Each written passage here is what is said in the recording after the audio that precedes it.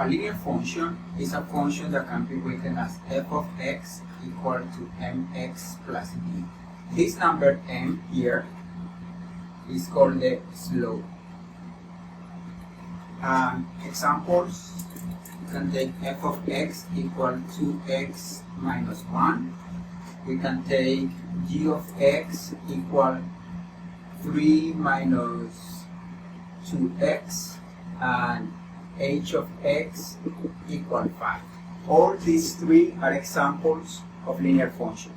In this case, m is 2 and b is negative 1. In this case, m is the coefficient of x, and here the coefficient of x is negative 2, and b is what you get when you make x equal 0, which is 3, and here in this case m is 0 and b is 5. To visualize this better, we should write h of x as 0 times x plus 5. Then you can see that m is 0. This function takes the number 1 into 2 times 1 minus 1, which is 1, and it takes, for example, 2 into 2 times, replacing x with 2, it gets 2 times 2 minus 1, which is 3. And we can do the same for this one. G takes, for example, 0 into 3 when you replace x with 0, and it takes 2 into 3 minus 2 times 2 is 3 minus 4, which is negative 1. This function takes 1 into 5, there is no x there, and it takes 3 into 5. This is called a constant function. It means that it doesn't matter what x is, the function is giving you a number 5. To do the graph of a function, you need to replace the function with a y. Then in this case, to do the graph of this function, we do y equal to 2x minus 1, and we do the graph of this function. Notice that here we already know that if we make x equal 1, the y would be also 1, and that means that the point 1, 1 is going to be a point in the graph. And if we pick x equal 2, then the y is going to be 3, and that means that the point 2, 3 is a point in the graph.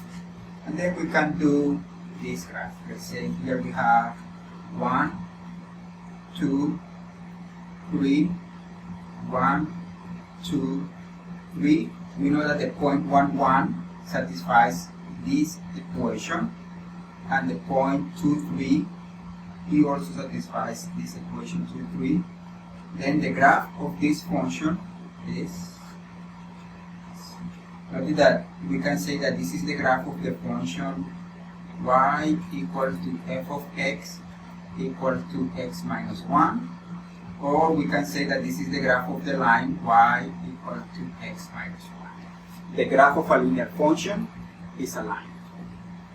We can do the graph of this one. Again, we obtain the graph by changing the function with a y. We get y equal 3 minus 2x, and once we have the equation of the line, we need to pick 2 points. If we want, we can pick the points that we have selected earlier. We can pick x equals 0, and then if x equals 0, y is 3. Let's pick a different point. If x is 3, then when you select x equals 3, you have 3 minus 2 times 3 is 6. 3 minus 6 is negative 3. That means that the point 0, 3 is in the graph of this function, and the point 3, negative 3 is in the graph of this function. Then the graph of this function is going to be this line. It's 0, 3 is this point 1, 2, 3, and 3, negative 3. 1, 2, 3, and here you have negative 1, negative 2, negative 3. We have this, and then this would be the graph of the function g of x equal 3 minus 2x. To do the graph of this function, we can select these points. Note that this information, when we have that the function satisfies this property, it means that the point 1,5 is a point in the graph. And this one means that the point 3,5 is a point in the graph. And then when we plot these points, we have 1 and 5. 1, 2, 3, 4, 5. This is 1. This point is in the graph. And we have 3 and 5. This point is also in the graph.